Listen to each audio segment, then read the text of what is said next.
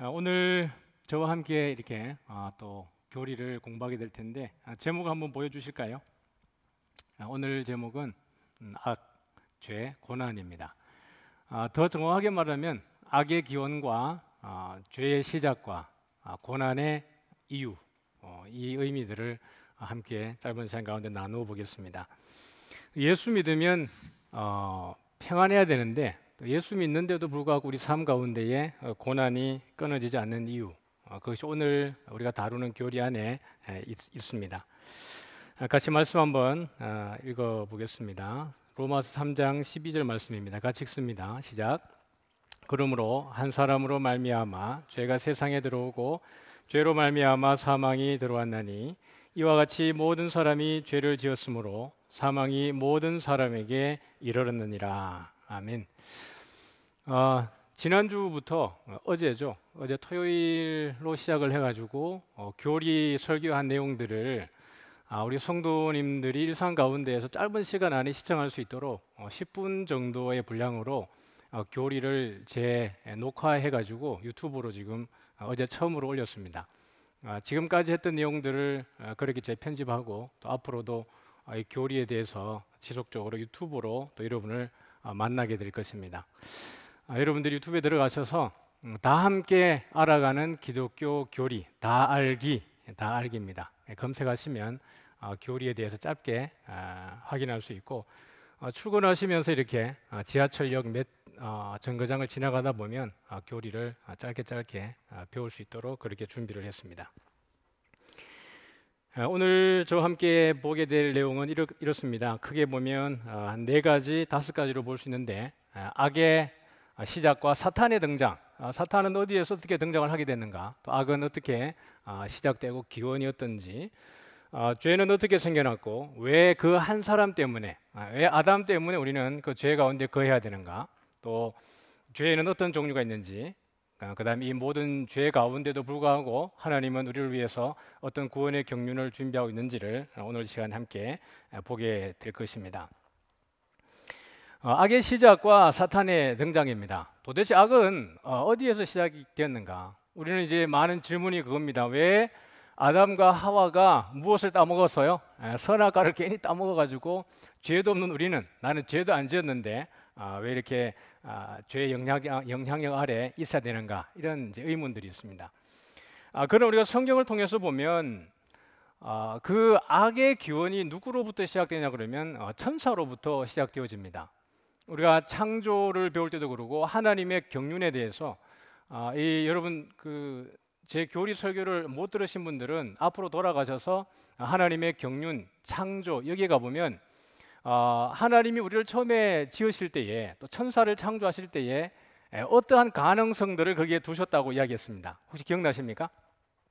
사람도 마찬가지고 천사도 마찬가지고 하나님이 그들을 만드실 때에 그들 가운데에 죄를 지을 수 있는 가능성을 어떻게 했다고요? 허용해 두셨다 그랬습니다. 만약에 그 가능성을 허용하지 않았다면 우리 가운데 들어와 있는 죄는 하나님과 동등한 어떤 세력에 의해서 침투해야만 됩니다. 그러다 그러면 하나님 이외에 다른 큰 세력들이 존재한다는 것밖에 되지 않죠. 그러다 보니 하나님께서 그 우리에게 죄를 지을 가능성, 또 천사들에게도 마찬가지로 죄를 지을 가능성을 허용해 두어야만 그것이 가능해집니다. 그런데 성경에는 거기에 관련된 여러 성경 구절들이 있어요. 이게 보면 이제 에스겔 28장인데요. 이 내용은 두로 왕에 대해서 그 두로 왕이 얼마나 교만했는지, 그래서 두로가 왜 심판을 받아야 되는지에 대한 이야기를 하면서 천사에 대한 이야기를 여기 언급을 하고 있습니다. 우리 12절을 같이 한번 읽어볼까요? 시작. 인자야, 두로 왕을 위하여 슬픈 노래를 지어 그에게 이르기를 주 여호와의 말씀에 너는 완전한 도장이었고 지혜가 충족하며 온전히 아름다웠도다. 13절입니다.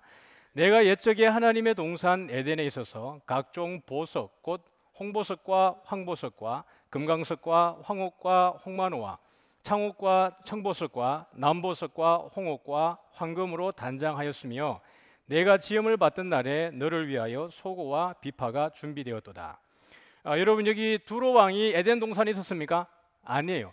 이 두로 왕이 얼마나 완전했는지 그 두로 왕의 완전함과 아름다움이 어디에 지금 비교되어지고 있냐 그러면 옛적에 하나님의 동산 에덴에 있었던 누군가와 비교를 지금 하고 있습니다. 14절의 빨간 글자를 한번 읽어보면 같이 시작. 너는 기름 부음을 받고 지키는 그룹이며. 여러분 지난 시간에 지난달에 창조를 이야기할 때 천사에 대한 이야기를 우리가 했습니다. 그죠? 그 천사의 지위 가운데 한 지위가 뭐냐면 그룹이었습니다. 기억나십니까? 스랍도 있고 그룹도 있고 미카엘도 있고 가브리엘도 있고 여러 직위들이 있었는데 그 가운데 한 지위가 그룹이었습니다. 두로 왕을 이야기하면서 지금 누구와 비교하고 있냐 그러면 그 그룹에 대한 이야기와 그룹이라는 천사와 비교를 하고 있습니다. 그만큼 두로 왕이 아주 아름답게 단장되었고 높은 곳에 있었다라는 이야기죠. 15절 말씀을 같이 한번 읽어봅니다. 시작. 내가 지음을 받던 날로부터 내 모든 길에 완전하더니 마침내 내게서 불의가 드러났도다. 모든 길에서 완전했는데 드디어 너에게 불의가 나타났다 그러는데 제가 이 이제 원문을 좀 찾아봤습니다. 왜냐하면 한글 성경으로 보면 꼭 이 그룹이라고 하는 천사가 불의를 저지르도록 기다렸던 것 같은 느낌이 들어요. 그러죠. 내 모든 길에 완전하더니 드디어 마침내 그럴 줄 알았어. 네가 그 드디어 불의가 나타났다 이렇게 돼 있는데 원문의 의미는 그게 아닙니다. 내게서 불의가 드러날 때까지는 네가 완전했다라는 얘기입니다. 그러니 그것이 고의적으로 하나님이 그룹이 타락할 것을 기다렸다가 마침내 네가 불의했다 이게 아니라 너에게서 불의가 나타날 때까지는 넌 완전했다라는 거예요. 그러니까 이 천사가 교만해서 자기 지위를 지키지 아니하고 하나님에 대해서 대적하게 되어지는 것, 그건 너무 아름다웠습니다. 여러분 여기에 등장했던 10가지로 치장되었던 이 보석, 여러분 이 계시록에 가보면 하나님의 보좌를 둘러싸고 있는 것이 보석입니다. 그렇죠?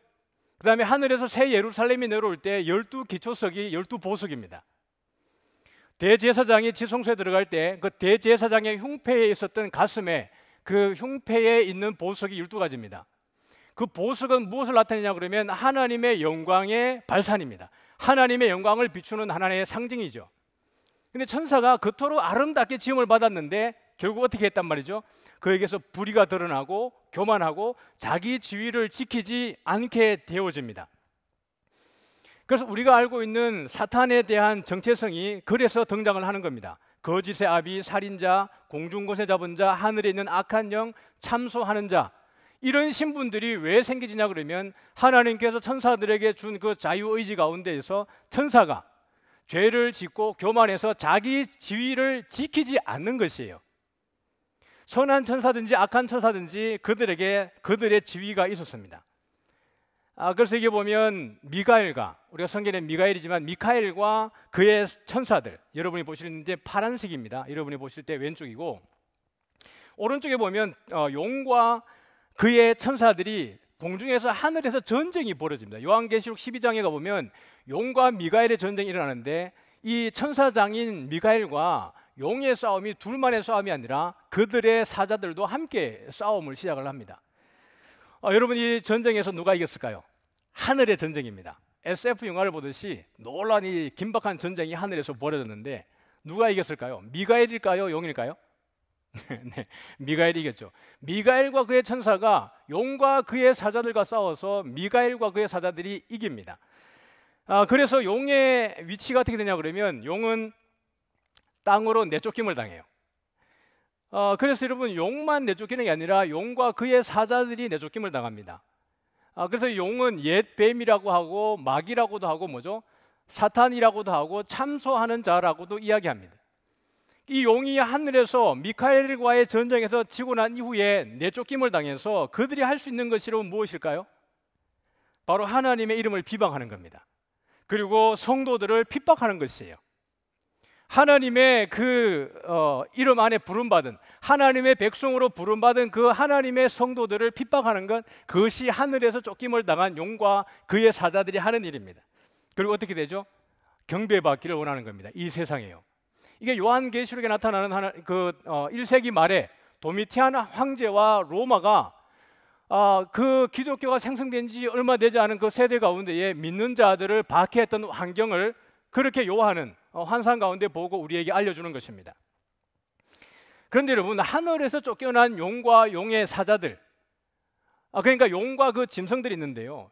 요한계시록 12장과 13장에 가보면 이렇게 합니다. 하늘에는 용이 있습니다. 그 하나님의 보호자에서 미카엘과의 전쟁에서 쫓겨났지만 그럼에도 불구하고 용이 거하는 위치는 어디냐 그러면 이 공중입니다. 그래서 공중 권세를 잡게 되는 것이 거기에서 허락이 되어지는 겁니다. 왜 그렇게 되느냐 그러면 요 뒤에 좀 저희들이 보겠지만 어쨌든 그 용이 쫓김을 당하고 난 이후에 누구에게 권세를 주냐 그러면 땅에서도 짐승이 올라오고 바다에서도 짐승이 올라와요. 그러면 성경을 읽을 때 예수님과 그 제자들이 갈릴리 호수를 지나가지 않습니까? 호수를 지나갈 때에 갑자기 큰 이게 광풍이 일어가지고 바다가 이렇게 일어납니다. 그랬더니 예수님이 뭐라 그러냐 그러면 바다야 잠잠하라, 바람아 고요하라 이렇게 얘기합니다.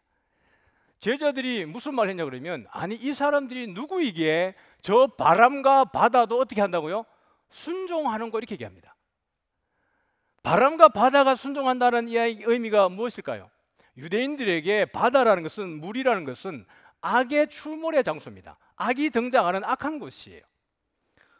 세상의 개념도 어둠과 그 다음에 구원받아야 될 대상으로 세상이 있지만 그들에게 물이라고 하는 것, 바다라고 하는 것은 악의 출몰하는 현장입니다. 그러니까 바다에서 짐승이 올라오고 땅에서 짐승이 올라오는데 용이 그들에게 권세를 줍니다. 그러면서 이 용이 무슨 노릇을 하냐 그러면 하나님의 흉내를 냅니다. 그러니 짐승들이 와가지고 누구를 핍박을 합니까? 하나님의 백성들을 핍박하고 또 하나님의 백성들에게 경배를 받습니다. 왜냐하면 이 짐승들도 이 용들도 많은 기적과 이적을 베풀기 때문이에요. 하나님에게 인을 받고 하나님에게 구원받은 사람은 하나님을 바라보지만 하나님에게 구원받지 않은 사람들은 누구를 바라보냐 그러면 용에게, 짐승에게 경배합니다. 그러니 용이, 짐승이 뭐죠? 하나님 흉내를 내는 것이에요. 그래서 어디에 나오냐 그러면 여러분 죄가 그렇게 해서 시작이 됩니다. 악의 근원은 누구로부터 시작된다고요? 천사로부터 시작이 되어집니다. 그래서 그 쫓겨난 천사들이 땅으로 내려와서 누구에게로 온 것이에요? 여기 보면 하나님의 동산이죠. 여기 보면 하나님의 동산입니다. 여기 에덴 동산이죠. 이 동산 가운데는 어떤 나무들이 있었냐 그러면 생명나무와 선악을 알게 하는 나무가 있었습니다. 여기에 와서 지금 사탄이 누구에게로 이게 접근하는 것이죠? 아담과 하와에게 접근을 하는 것입니다. 그래서 본문을 통해서 한번 보면 같이 한번 읽어보죠. 1절입니다. 시작. 그런데 뱀은 여호와 하나님이 지으신 들짐승 중에 가장 간교하니라.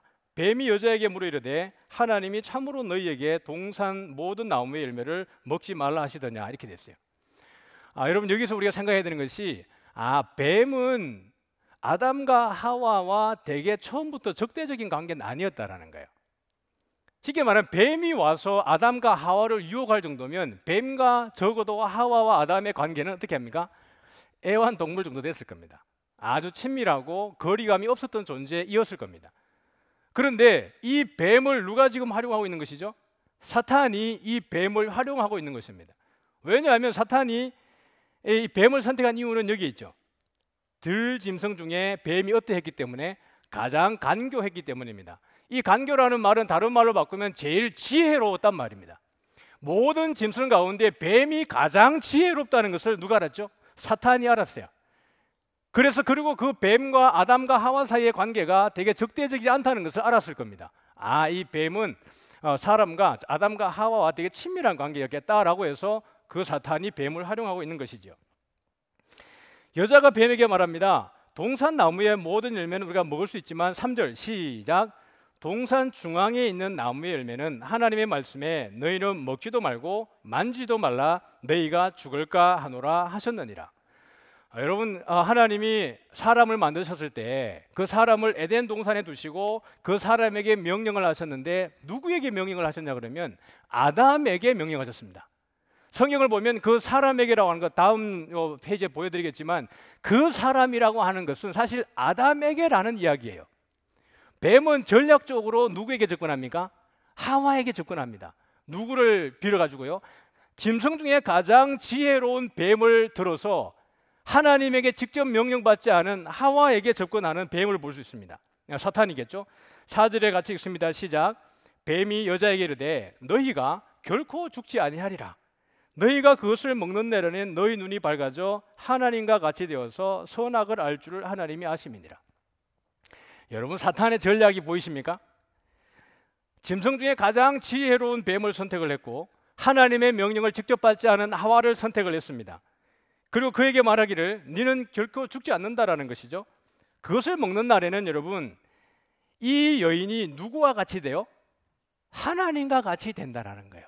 여러분, 지금 이 마음은 누구의 마음이었을까요? 하나님과 같이 되고 싶은 마음을 가졌던 것은 누구였을까요?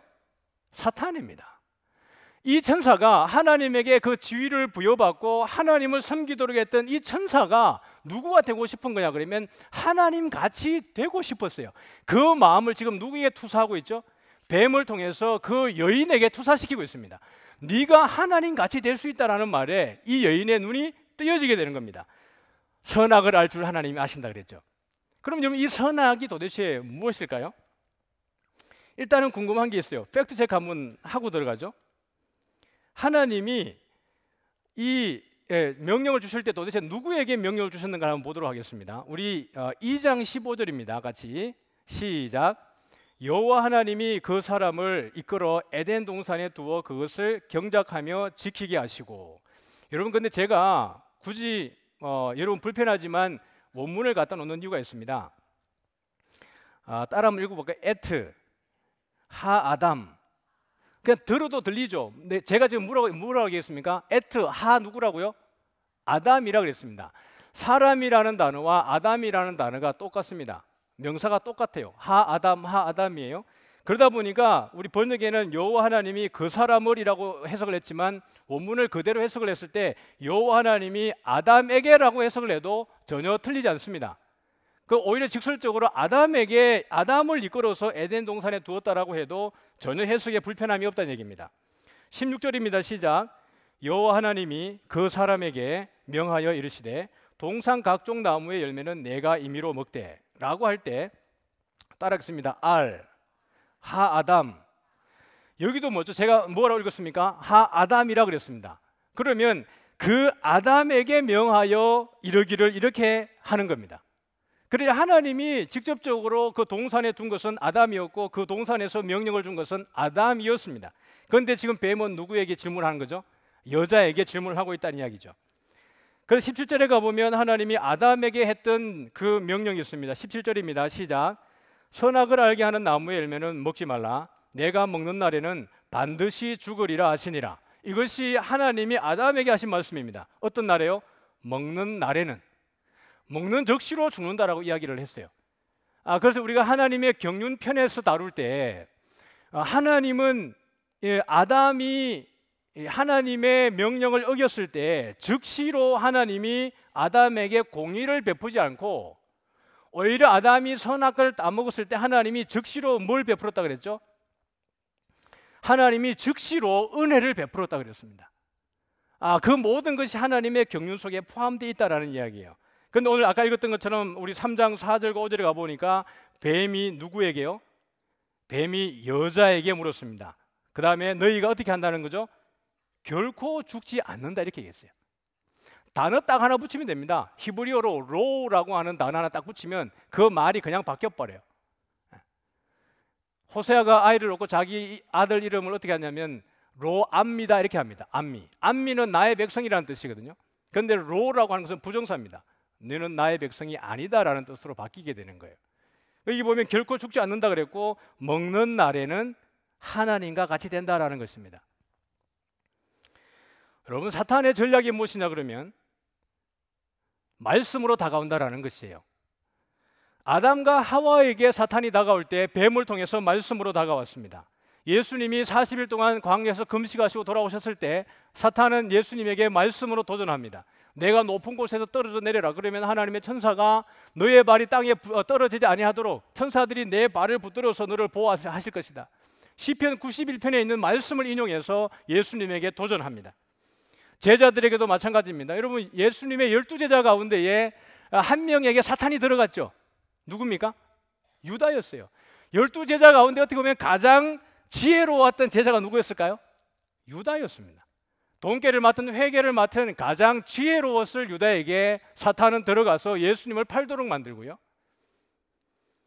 바울이 전도 사역을 마치고 에베소를 떠나서 예루살렘으로 들어갈 때에 거기에서 그 에베소 장로님들을 불러 모아서 그 바울이 했던 얘기가 뭐냐 그러면, 내가 떠나고 나면, 내가 3년 동안 눈물 흘려서 여러분을 교육했지만 내가 떠나고 나면 그 사나운 이리가 다가와서 당신의 제자들을, 예수님의 제자들을 그 가운데서 끄집어낼 것입니다라고 이야기합니다.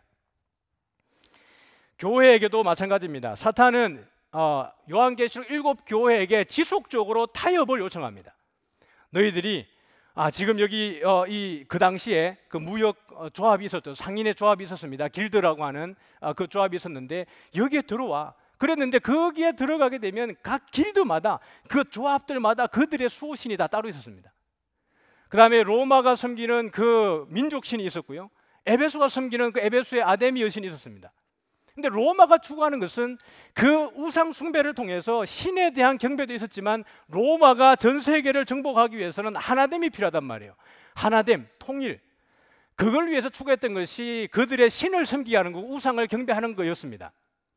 그런데 기독교인들이 거기에 참여하지 않는 것이에요. 그렇게 될 때 그들에게 다가왔던 것이 누구냐 그러면 발람과 니골라 당입니다. 발람의 교훈과 니골라 당의 교훈이, 그 다음에 이세벨의 거짓 선지자 이세벨의 교훈이 이 교회 성도들을 괴롭혔는데요. 이들이 그냥 들어온 것이 아니라 이 발람이라는 단어와 니골라라는 단어는 사실 워드 플레이입니다. 발람이라는 것도 랍비 문서에 보면 그의 백성을 삼키는 자라는 뜻을 가지고 있고요. 니골라라고 하는 것도 니카오 플러스 라오스라고 하는 헬라의 합성어입니다. 백성을 삼킨다, 백성을 이기는 자라는 뜻입니다. 단어는 전혀 다르지만 이 두 가지 단어가 가지고 있는 의미는 사실 동일한 의미입니다. 그의 백성을 삼키는 거짓 교훈이라는 뜻이거든요. 그런데 그들이 와서 그리스도인들에게, 예수 믿는 자들에게 와서 하는 얘기가, 야, 우상에게 경배하는 거 별거 아니야. 우상에게 경배하고 남은 그 재물을 먹는 데 참여하는 것이 큰일이 아니야. 왜냐하면 예수님도 그렇게 말씀하셨으니까. 사람의 입에 들어가는 것이 사람을 더럽게 하는 게 아니라 어떻게 합니까? 입에서 나오는 것이 사람을 더럽게 한다라는 것이에요. 바울도 말하기를 고린도 전서에 통해 가지고 고린도 지역에 있었던 그 제단에 드리고 난 다음에 그 제물들이 시장으로 나오게 됩니다. 그 제물을 사람들이 사서 먹게 되었을 때에 예수님을 믿는 사람들 입장에서는 이 우상에게 바쳐진 제물을 먹는 것이 가하냐 아니냐, 이 논쟁이 벌어졌을 때 바울이 뭐라 그러죠? 그거 괜찮다라는 거예요. 그 우상은 아무것도 아니기 때문에 너희들이 믿음으로 그것을 먹으면 아무런 문제가 없다라고 이야기했습니다. 그 말로 이 요한계시록에 나와 있는 7교회의 성도들에게 그들을 유혹하고 미혹하는 것이에요.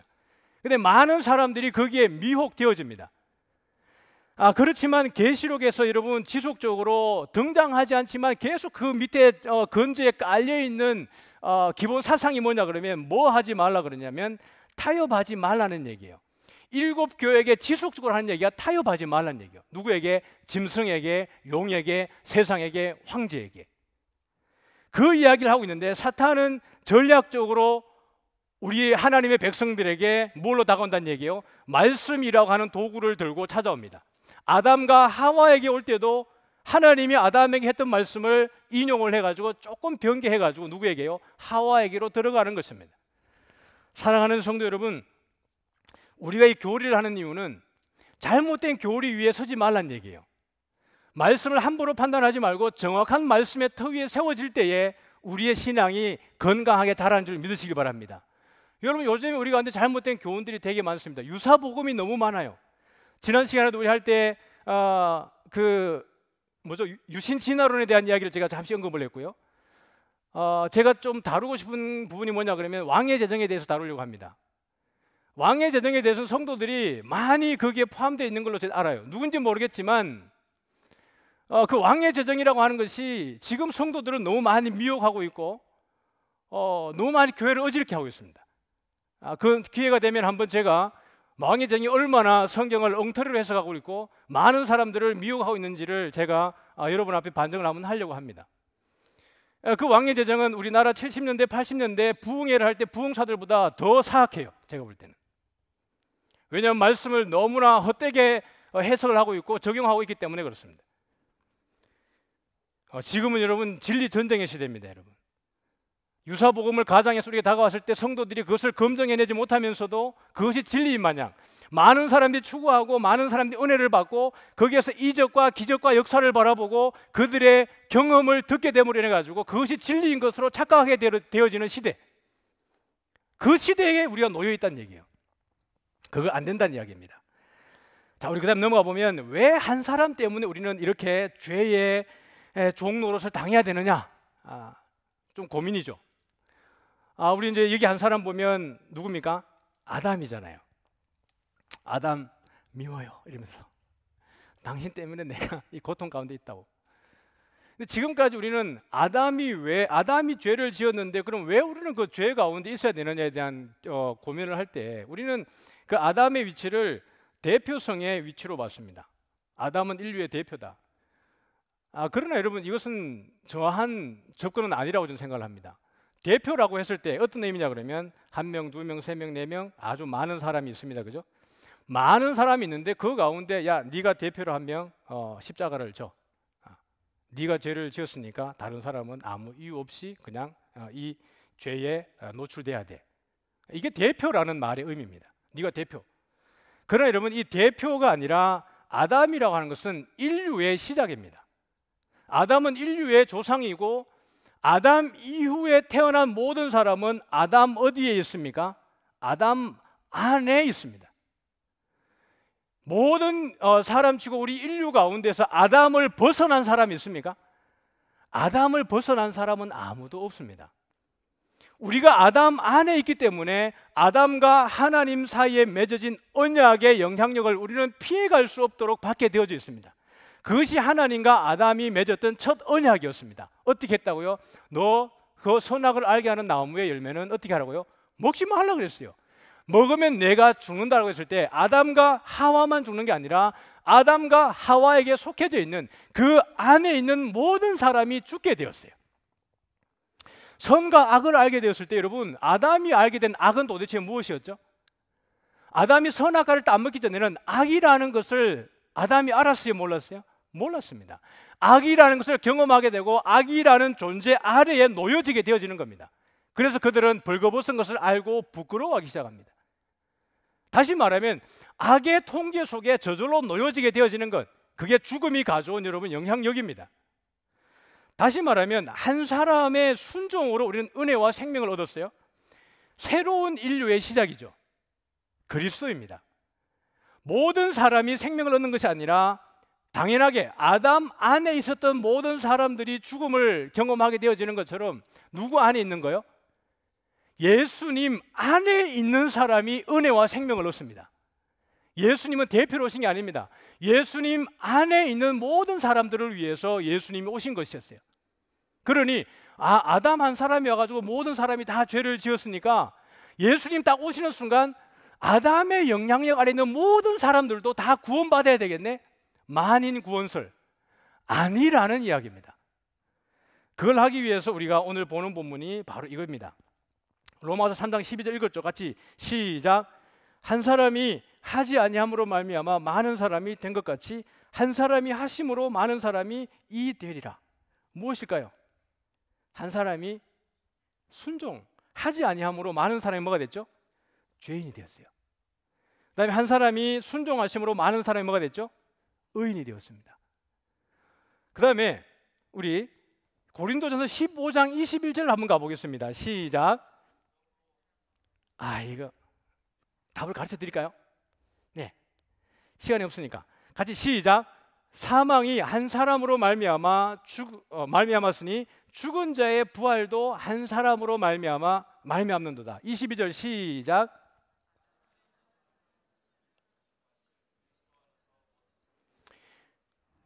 무슨 말 아시겠어요? 아담 안에 있는 사람은 다 그로 말미암아 사망을 경험하게 되어지고 죄의 종노릇 할 수밖에 없습니다. 왜냐하면 아담이 선악과를 따먹는 순간 그 사탄이 하나님 같이 되고 싶었던 그 사탄이 내려와서 어떻게 합니까? 이 세상 가운데에 죄로 인하여서 악을 그 다음에 전염시키는 겁니다. 그러니 그 죽음 가운데 있는 아담, 그로부터 태어나는 모든 조상들은 그 죄의 영향력 안에서 절대로 벗어날 수 없는 상황 속에 놓여졌고, 다시 말해서 하나님의 구원의 경륜을 통해서 오시게 된 그리스도 안에 있는 모든 사람들은 어떻게 합니까?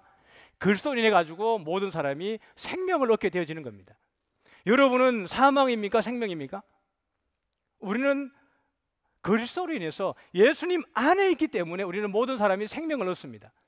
그래서 여러분, 되게 중요한 것이 예수님에 대해 공부를 할 때 다음 달에 하게 될 은혜 언약을 다룰 때에 그리스도에 대한 이야기를 하겠지만, 성육신이 여러분 그렇게 해서 중요합니다. 성육신, 인카네이션. 왜 예수님은 육신의 몸을 입고 오셨을까? 그것은 우리 모든 사람을, 아담의 죽음의 영향력 아래 있는 사람들을 살리기 위해서 사람의 몸을 입고 이 땅에 오셔서 우리 가운데에 생명의 장막을 쳐주신 것이었습니다. 그러고 보면 그렇게 아담 안에 있었던 모든 사람들이 죄의 영향력 아래에 있었는데, 그러면 죄는 도대체 어떤 종류가 있느냐의 문제예요. 우리 이거 들어보셨죠? 죄 그러면 크게 두 가지가 있습니다. 뭐죠? 무슨 죄? 원죄와 자범죄가 있습니다. 그럼 우리는 사실 그러잖아요. 모든 사람이 생명을 가지고 태어나는 모든 사람들은 기본적으로 가지고 있는 죄가 뭐죠? 원죄예요. 그래서 우리 원죄가 뭡니까? 그러면 다 이렇게 얘기합니다. 원래부터 가지고 있는 죄. 그럼 자범죄는 뭡니까? 내 스스로 지은 죄. 이렇게 얘기합니다. 뭐 틀린 것은 아니었어요. 그런데 여러분, 제가 한번 여쭤볼게요. 원래부터 있는 죄가 뭐죠? 죄 지었어요? 여러분, 응애하고 태어날 때 죄 지었습니까? 여기 우리 아이들도 있는데 태어날 때 죄 없잖아요. 애들이 문제가 아무런 말 표현도 할 수 없는데요. 그런데 그 아이가 태어나는 순간부터 우리는 동일하게 다 뭘 가지고 있단 말이죠? 원죄를 가지고 있다, 이렇게 합니다. 그래서 여러분에게 좀 더 이것을 쉬울지 어려울지 모르겠지만 조금 더 제가 여러분에게 설명해드리면, 같이 여기 한번 읽어보겠습니다. 여기 같이 시작. 인간이 자범죄를 지을 수밖에 없는 상황을 제공한 죄, 그리고 그것의 결과. 무슨 말이냐 그러면, 여러분, 악은 어디로부터 기원했다고요? 악은 누구에게부터 기원이 됐단 말이죠? 천사로부터 기원이 됐습니다. 하나님과 같이 되고자 했던 그 천사가 교만해서 자기 지위를 버리고 떠나게 되었을 때, 그는 하나님으로부터 내쫓김을 당하고, 그는 어떻게 불림을 당하죠? 사탄이라 불림을 당합니다. 그 사탄이 누구에게요? 아담과 하와에게 내려와서 아담과 하와를 유혹하게 됐을 때 그들이 선악과를 먹게 돼요. 그럴 때 저절로 그 먹는 순간에 죽음이라고 하는, 피해갈 수 없는 죽음, 그 다음에 악이라고 하는 것에 대해서 자동적으로 노출되어져 버리게 된 거예요. 그걸 다른 말로 말하면, 그것을 선악과를 먹게 되는 순간 무엇은 전제가 되게 되냐 그러면, 이 자범죄는 전제가 되어지게 되어 있습니다. 그러니까 원죄가 뭐냐 그러면, 아담이 선악과를 따먹으로 인해서 우리 모든 인류가 한 사람도 예외 없이 그 자범죄를 지을 수밖에 없도록 해놓은 그 죄, 그리고 그 영향력, 죽음이라고 하는, 고난이라고 하는 그 영향력을 우리에게 허락했던 그 시초에 아담과 하와가 먹어서 저지른 죄, 그게 원죄입니다. 여러분, 죄가 유전이 될까요, 안 될까요? 고민해 보셨습니까? 아담과 하와가 지었던 그 죄는 우리에게 유전이 되겠습니까? 고민되죠? 이게 원죄가 그럼 유전죄가 아닌가요? 아닙니다. 아시겠습니까? 죄는 유전되지 않습니다. 왜냐하면 그래서 우리 한때 그런 책이 있었습니다. 가계에 흐르는 저주를 끊으라. 그러니까 죄가 유전된다고 봤어요. 그래서 조상 때 믿지 않고 저질른 그 모든 죄가 가정으로 계속 가계로 흘러 들어오는데, 그것을 끊으려고 그러면 하나님의 은혜가 필요하고 대단한 다른 어떤 상황들을 연출해 가지고 가계의 저주를 끊으라 그랬어요. 그렇지 않습니다. 원죄는 유전되어지는 죄를 말하지 않습니다. 그 아담과 하와가 지어서 우리가 자범죄를 지을 수밖에 없도록, 여러분, 만약에 유전이 된다고 말했을 때 무엇을 전제하냐 그러면, 유전되지 않을 수 있다는 것도 전제합니다. 이해되십니까? 그렇다면 모든 사람 가운데 모든 사람은 죄인인데, 만약에 죄가 유전이 되어진다 그러면, 이게 돌연변이로 유전이 안 되어지게 되면 그 한 사람이 태어나는데 이 사람은 뭡니까? 의인으로 태어나게 되어지는 겁니다. 그런 경우는 있습니까, 없습니까? 없어요. 죄는 유전이 아닙니다. 모든 사람이 하나님이 아담 안에서 맺었던 그 언약이 아담의 범죄로 인해 가지고 우리에게 그대로 다 영향력을 미치게 되어진 것, 그것이 여러분 원죄입니다. 그래서 이 보면 아담의 하나님을 향한 믿음의 단절이 원죄를 가져오게 됐던 거예요. 하나님은 아담을 버리지 않았습니다. 그러나 아담은, 하와는 이들이 누구같이 되고 싶었던 거예요? 하나님같이 되고 싶었던 마음이 있었습니다. 이것이 원죄의 시작입니다. 그러면 자범죄는 시작, 원죄 아래에 놓인 모든 사람이 지을 수밖에 없는 죄. 한 사람도 죄를 안 지을 수 없습니다. 그래서 여기 초록색 다시 시작, 하나님과의 신뢰가 단절된 상황에서 행하는 모든 일. 그러니까 이미 여러분 하나님의 경륜의 편에서 이야기할 때 선택과 유기에 대한 이야기를 했습니다. 그죠? 선택과 유기에 대한 이야기를 할 때, 그러니까 여러분 매번 듣는 것이 중요합니다. 하나님이 어떤 사람은 선택하고 어떤 사람은 버리기로 작정하셨냐 그러면 그것이 아니라 그랬습니다. 아담과 하와가 선악과를 따먹는 순간 모든 사람들은 뭐죠? 유기의 대상이었습니다. 아시겠어요? 그 가운데 하나님이 구원하시기로 작정하고 예정하신 것, 사실 거기에서 선택이 나오는 것이지, 어떤 사람을 딱 하나님이 잘라가지고 너희들은 멸망받아야 될 대상, 그것은 아니란 얘기예요. 그러니 오늘 우리 가운데에서 모든 사람들은 기본적으로 자범죄 안에 노출되어지게 되어져 있습니다. 그래서 우리가 하는 모든 일들이 뭐죠? 다 죄예요. 그러나 오늘 우리 가운데 예수 안에 있기 때문에 우리 안에는 하나님의 은혜가 그 가운데 있습니다. 그러나 하나님의 인을 받지 않은 사람들이 하는 그 모든 것들은 선한 일이라 할지라도 그것은 자범죄 영역 안에 있다라는 이야기입니다. 요한은 이런 얘기도 했어요. 죽음에 이르는 죄가 있고 죽음에 이르지 않는 죄가 있다 이야기했습니다. 요한일서 5장에 가보면 요한이 얘기하거든요. 어떤 죄는 죽음에 이르고 어떤 죄는 죽음에 이르지 않는 죄가 있어요. 여러분, 어떤 죄일까요? 기본적으로 저희들이 금방 배웠던 것은 원죄에 피해갈 길이 없다, 자범죄에 우리가 피해갈 길이 없다. 그런 가운데 어떤 죄는 죽고 어떤 죄는 죽지 않는다는 얘기예요. 죽음에 이르는 죄가 이르지 않는 죄가 있는데요, 사실 그냥 간단하게 말하면 이거죠. 이건 아닌데? 그죠? 회개의 여지가 있느냐의 문제입니다. 요한 1서에서 지금 지속적으로 말하는 게 뭐냐 그러면, 요한 1서에서는요 예수가 그리스도냐 아니냐의 문제입니다. 예수님은 우리를 구원하러 오신 그리스도가 맞느냐, 이것을 인정하는 사람들인데, 그 다음에 예수가 뭡니까? 하나님이 맞느냐, 이걸 인정하는 사람들은 어디에 이르진 않아요? 죽음에 이르진 않습니다. 그러나 기본적으로 예수가 그리스도인 것을 부인하고 예수가 하나님인 것을 부인하고 하나님을 부인하며 성령을 회방하는 사람들은 이들이 결코 어디입니까? 죽음에 이르게 되어져 있어요. 그러나 우리가 예수님 안에 있고 예수님을 그리스도로 영접하고 하나님을 믿으며 성령을 우리가 인정하고 성령 하나님 안에 늘 거하게 되는 사람들이 일상 가운데 짓게 되어지는 그 죄, 자범죄들, 그 죄에 대해서는 하나님이 관용을 베푸십니다. 그 죄에 대해서는 하나님이 은혜를 베푸십니다. 그래서 요한일서 1장 9절 10절에 가보면 너희가 너희 죄를 자백하면 하나님은 미쁘시고 의로우사 너희를 모든 죄에서 너희들을 깨끗하게 하신다, 이렇게 얘기합니다. 그래서 회개에 이를 수 있는 죄와 회개에 이를 수 없는 죄로 나누어지는데, 회개할 수 없는 죄는 어떻게 합니까? 죽음에 이르게 되어집니다. 그것의 기준은 예수가 하나님이냐, 예수가 그리스도이냐, 성령 하나님을 온전히 믿느냐. 그러고 보면 이 요한 1서를 가장 많이 인용하는 것이 사실은 신천지입니다. 신천지야말로 어디에 이르는 죄입니까? 죽음에 이르는 죄에 들어가는 것이죠. 그럼에도 불구하고 이 구절들로 성도들을 미혹하고 있습니다.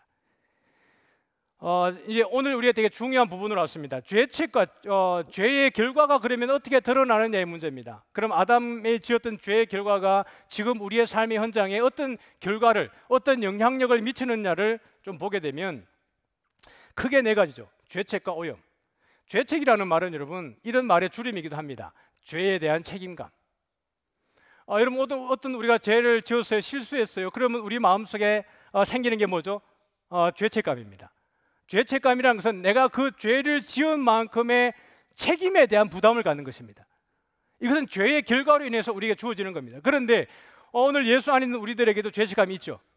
그러니까 우리에게 주어지는 죄책감은 되게 감사한 겁니다. 왜냐하면 성령 하나님의 은혜를 통해서 회개하면 우리가 깨끗해지기 때문에 그래요. 또 오염이죠. 우리의 모든 마음이 부패해지고 타락하고 자꾸 악을 지향하게 되어지는 것, 하나님을 찾기보다 세상을 지향하고 나쁜 쪽으로 지향하게 되어지는 것. 근데 그것이 나에게만 아니라 다른 사람에게도 영향력을 미치게 되어지는 것, 그것이 죄의 오염이죠. 전파가 강합니다. 고난과 죽음이죠. 그래서 여러분, 오늘 성도님들 중에 질문이 그거잖아요. 왜 나에게 고난이 있냐는 거예요. 사실 오늘 이 악의 기원, 죄의 시작, 고난의 이유, 사실 오늘 제가 여러분에게 다루고 싶었던, 여러분의 궁금증을 해소시켜주고 싶었던 부분이 이 부분입니다. 왜 우리에게 고난이 찾아오느냐의 문제예요. 내가 하나님을 잘 못 믿어서 그런가? 내가 뭔가 11조를 떼먹어서 하나님이 열받으셔 가지고 내게 어떤 사고를 내셨나? 옛날에 부흥사님들 많이 그렇게 설교하셨습니다. 11조 떼먹으면 반드시 하나님이 그 다음 달에 11조만큼 하나님이 가져가신다. 실제로 그랬어요. 당신이 11조를 받고 싶은 만큼 11조를 내라는 거예요. 수입을 받고 싶은 만큼 11조를 내라 그래가지고 빚을 내서라도 11조 하라 그랬습니다. 실제로 들었던 얘기입니다. 시골에 있는 분들이, 농사 짓는 분들이 돈이 어디 있습니까? 근데 그분들이 은행, 농협에 가가지고 빚을 내가지고 11조를 하는 것이에요. 그러다가 이 집에 11조를 다 못 내고 우환이 다가왔습니다. 그러면 그 성도가 이 상황을 어떻게 해석할까요? 내가 11조를 하나님 걸 훔쳐가지고 하나님이 나한테 벌을 주나 보다, 이렇게 됐어요. 주일날 주일 성수하라 그랬는데 주일 성수하지 않고 놀러 갔어요. 그죠? 가족들하고 저기 어디 나들이 갔습니다. 예배 안 드렸습니다. 돌아오다 사고 났어요. 접촉 사고 났습니다. 어떤 생각이 들까요? 내가 예배 빠뜨려가지고 하나님이 열받아가지고 우리 경고하려고 사고 나게 했나 보다, 이렇게 생각한단 말이에요. 그게 전통적으로 우리가 가지고 있는, 나도 모르게 가지고 있는 미신이죠. 기독교 미신입니다. 아니란 얘기요. 그러면 내가 열심히 예수님 믿고 정말 주를 위해서 내 시간과 마음과 전부를 드렸는데 왜 나에게 고난이, 왜 나에게 이런 아픔이, 감당할 수 없는, 숨을 쉴 수도 없는 그런 고통이 왜 나에게 찾아오느냐의 문제예요. 저 사람은 교회 대충 다니고 교회 안 다녀도 잘 되는데. 여러분, 거기에 대한 답은 여기 있습니다. 아까 제가 이 미카엘과 용의 전쟁에서 어떻게 됐다고요? 누가 패배했죠? 용이 패배했어요. 그리고 이 용과 그의 사자들이 내쫓김을 당해가지고 어디로 내려갔습니까? 땅으로 내려갔습니다. 하나님의 이름을 비방하고 그의 성도들을 핍박하고 그들이 경배받기를 바랍니다. 그러면 사탄의 가장 공격 대상 1호는 누구겠어요, 여러분? 하나님을 공격할 수는 없잖아요. 그러니까 이들이 여기도 성경에 하는 얘기가 하나님에 대해서 비방하는, 신성모독하는 것이에요. 그들이 할 수 있는 전부가 그것입니다. 마지막에 이 불못에 들어가서 영원히 멸망할 대상들이지만 그들이 할 수 있는, 하나님을 향해서 할 수 있는 전부가 뭐냐 그러면 비방입니다. 신성모독하고. 그러나 그들이 적극적으로 할 수 있는, 온 힘을 다해서 적극적으로 할 수 있는 게 뭐겠어요? 하나님의 백성에 대한 핍박입니다. 사탄이 제일 싫어하는 게 믿음 안에 있는 사람들이겠죠. 주만 찾고 세상과 타협하지 않는 자들이겠죠. 모든 사람이 고난에 있어야 되는 건 아니지만 우리 안에 고난이 다가올 때 그 고난이, 여러분, 우리가 잘못한 것에 대한 대가가 아니라는 얘기예요. 그런 식의 방정식을 집어넣지 말라는 이야기입니다. 요한복음 9장에도 가보면 날 때부터 소경된 자가 있었어요. 제자들이 지나가다가 예수님께 묻죠. 예수님, 저 사람이 날 때부터 소경되었는데 이 사람이 소경된 것은 이 사람의 죄입니까? 아니면 부모님의 죄 때문입니까? 이렇게 물었어요. 예수님이 뭐라 그러죠? 아니야, 이 사람도 아니고 저 부모도 아니고 이것은 하나님의 영광을 위해서 있는 거야, 이렇게 얘기했습니다. 여러분, 오늘 이 가운데에 이 요한계시록의 스토리인데요, 이 성도들의 핍박인데 죽기까지, 성도들이 죽기까지 여러분 경배를 해요, 안 해요? 우상에게 경배하지 않습니다. 죽기까지 뭐 하냐 그러면 하나님 앞에 충성합니다. 뭐 할 때까지? 죽기까지. 그래서 핍박을 당할 때에 계시록은 지속적으로 말하는 것이 성도들의 믿음과 인내가 여기 있으니, 이렇게 얘기합니다.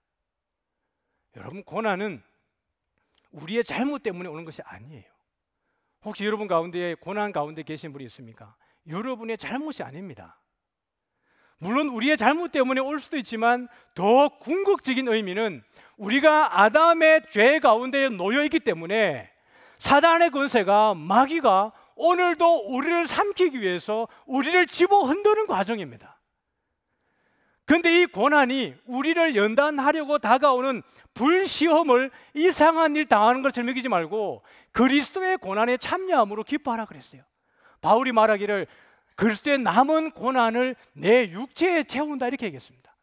여러분, 그러므로 고난은 우리에게 여러분 내 잘못에 대한 대가가 절대 아닙니다.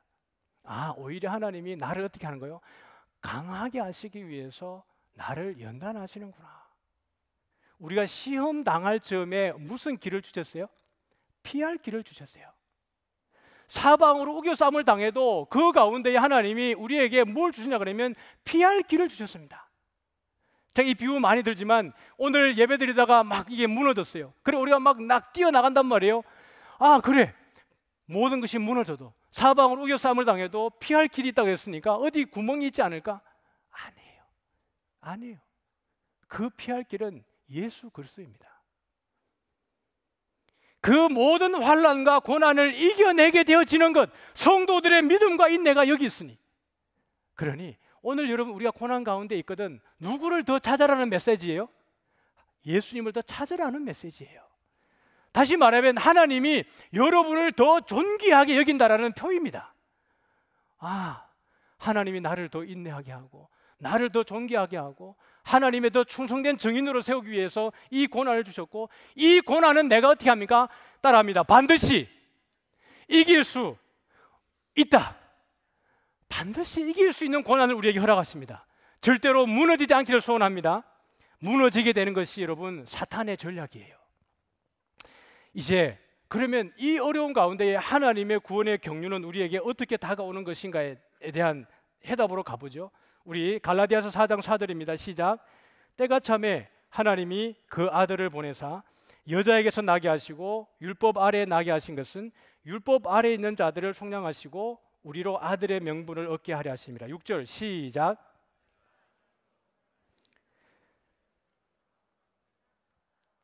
아빠 아버지라 부르게 하셨느니라. 아멘. 때가 참에 하나님의 때가 다 있었습니다. 그 하나님의 때가 되었을 때에 하나님이 누구를 보냈어요? 그 아들을 보내셨고, 결국 그 아들을 통해서 우리도 하나님에게 누가 되겠습니까? 아들이 되게 하셨어요. 그래서 우리가 하나님을 누구로 불러요? 아빠 아버지예요. 하나님을 아빠 아버지라 부르십니까?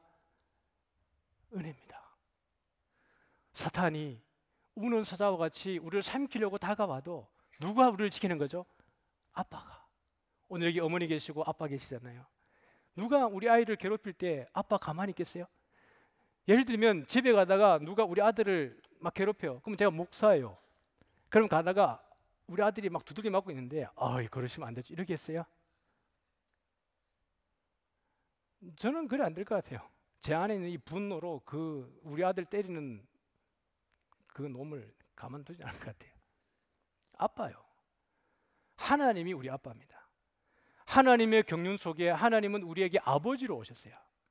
예수님이 성육신 하신 이유가, 예수님이 아들이신 그 예수님이 성육신 하신 이유가 우리를 아들 삼아서 아버지 안에 온전히 두시기 위해서 성육신 하신 것입니다. 그것이 하나님의 경륜이에요. 우리 에베소 1장입니다. 우리 9절 한번 읽죠. 시작. 그 뜻의 비밀을 우리에게 알리신 것이요 그의 기뻐하심을 따라 그리스도 안에서 때가 찬 경륜을 위하여 예정하신 것이니. 오늘 우리가 예수 안에 있을 때 하나님의 때, 하나님의 카이로스 안에서 하나님의 은혜를 누리는 저와 여러분 되는 줄 믿습니다. 그래서 우리 골로새 1장 13절에서는 같이 시작. 그가 우리를 흑암의 권세에서 건져내사 그의 사랑의 아들의 나라로 옮기셨으니. 이게 하나님의 우리를 향한 사랑입니다. 뭐냐 그러면 우리를 어떻게 해요? 건져내셔서 옮기셨어요. 그래서 이건 제가 어설프게 그린 거지만 그것입니다. 우리의 원래 위치, 우리가 예수님 모를 때, 예수님 안 믿을 때, 그냥 죄악 가운데 노출되어 있을 때 우리의 위치가 흑암의 권세, 어둠의 자식이었어요. 그러나 예수님이 오셔서 성육신을 하심으로 말미암아 내가 예수님 안에 있게 됨으로 말미암아 우리의 위치는 뭡니까? 하나님의 나라. 이렇게 건졌어요. 건져가지고 여기다 놓으신 거예요. 이게 구원이고 거룩입니다. 여러분, 거룩은 물리적 개념이에요. 여러분, 거룩하십니까? 그냥 마음에 누구보다 조금 더 순결하다는 게 거룩이 아니고요. 거룩을 따라하는데, 거룩은 물리적 개념이다. 무슨 말이냐 그러면 이 흑암의 권세에 있는 것을 건졌어요. 되게 긴급한 상황에서 건졌다는 얘기입니다. 여기서 우리를 건져가지고 어디에요? 여기다가 갖다 옮겨 놓은 것이에요. 이게 거룩입니다. 예수 안에 있는 사람들이 누리는 은혜예요. 마지막입니다. 우리 골로새서 2장 14, 15절입니다. 시작. 우리를 거스르고 불리하게 하는 법조문으로 쓴 증거를 지우시고 제하여 버리사 십자가에 못 박으시고 통치자들과 권세들을 무력화하여 드러내어 구경거리로 삼으시고 십자가로 그들을 이기셨느니라. 여러분, 여기 보면 제가 여기 악이라는 놈이 있고요, 죄라는 것이 있고, 이게 고난이라는 것이 있어요. 제가 우리 지체한테 부탁을 했어요. 이 악과 죄와 고난을 십자가로 제발 콱 찍어달라고, 그렇게 그려달라고. 요즘에 그림 하나도 전부 다 저작권이 있어가지고 함부로 인터넷에서 못 퍼와요. 그러니까 이제 그려달라 그랬는데 너무 잘 그린 것 같아요. 여러분, 오늘 우리를 괴롭히는 악의 그 기원, 사탄의 권세, 우리를 괴롭히는 그 죄의 영향력, 그 죄로 인해서 우리를 짓누르는 그 고난, 아픔, 역경들, 그 모든 것들이 십자가 아래에서 온전히 정복되는 줄 믿으시기를 바랍니다. 예수님이 십자가에 달리면서 마지막에 남긴 말이 무엇이었어요? 다 이루었다. 그 말을 원문 그대로 말하면 그것들이 다 완성되어졌다라는 겁니다. 예수님이 십자가에 달리심으로 말미암아 그 구속을 100% 온전하게 다 이루신 것이었어요. 사랑하는 성도분, 오늘 말씀을 정리합니다. 악의 기원, 누구로부터 시작되었다고요? 천사로부터요. 하나님이 되고자 했던 그 무력으로 또 교만해서 자기 지위를 잃어버렸던 그 천사로부터 악은 시작되어졌습니다. 그래서 그들이 누구에게로 다가갔다고요? 아담과 하와에게 가서 그 아담과 하와로부터 우리의 죄가 시작이 되어지기 시작합니다. 그것을 인해서 오늘 우리는 고난 가운데 있지만 너무나 명쾌하게 우리를 구원하시기 위해서 예수님 오셔서 하나님의 때에 하나님의 경륜으로 십자가로 우리를 거기에서 해방하고 구원하신 줄 믿으시기를 바랍니다. 오늘 여러분 가운데 아픔이 있는 지체들, 또 우리 주변 가운데에 고난에 대해서 되게 고민하는 분들이 있잖아요. 왜 우리에게 고난이 있는가? 오늘 이 본문들을 여러분들이 함께 잘 다루면서 혹시 우리 주변에 고난 가운데 있으면서 고민하는 지체들에게 너의 잘못이 아니야, 하나님이 너를 오히려 사랑하시기 위해서 너를 붙들기를 원하셔서 그것을 허용하신 것이지만 그게 내 잘못이 아니야, 네가 믿음으로 이겨내야 돼 라고 권면할 수 있는 우리 모든 성도님들 되어지기를 축복합니다. 다음 달에는 여러분 은혜 언약입니다. 다음 6월 달에는 함께 은혜 언약을 나누고 또 하나님의 큰 구속의 그림을 함께 나누기를 원합니다. 이 시간 다 같이 일어나셔서 우리 찬양하고 우리 기도하겠습니다.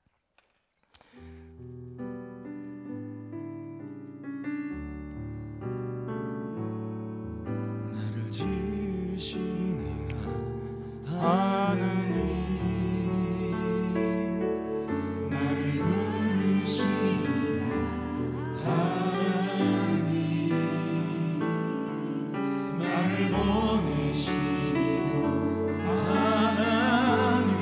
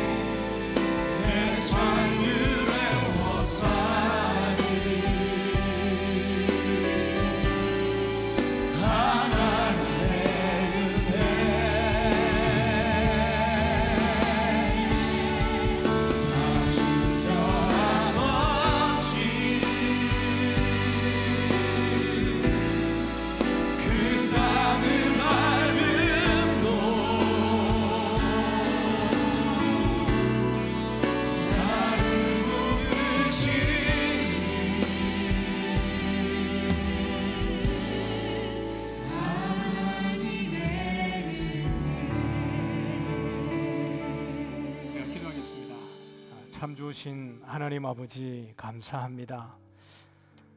하나님께서 우리를 얼마나 사랑하시는지,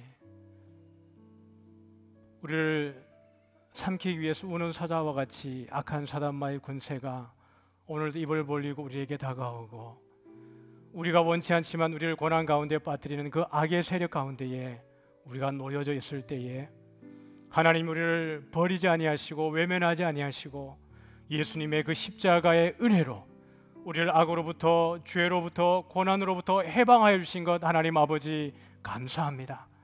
어떤 고난도 환난도 죽음도 그 어떤 원수라도 우리를 하나님의 사랑에서 끊을 수 없다라고 했던 그 바울의 고백이 오늘 우리의 고백이 되어지기를 간절히 빌고 원합니다. 하나님, 이 가운데 혹시 아픔 중에 있는 지체들이 있습니까? 말할 수 없는 고난과 아픔과 역경 가운데에 그 마음에 짐을 지고 살아가는 지체들이 있습니까?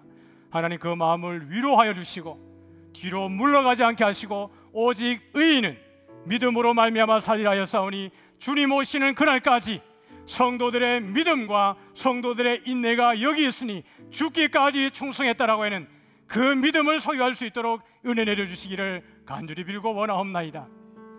지금은 우리 주 예수 그리스도의 은혜와 하나님 아버지의 크신 사랑과 성령님의 교통하심이 오늘도 때가 찬 하나님의 경륜을 붙들고 믿음 안에 서서 뒤로 물러가지 아니하며 오직 주 예수 그리스도 안에서 붙들리기를 원하는 사랑하는 모든 성도들 머리 위에 이제부터 영원토록 함께 있을지어다. 아멘.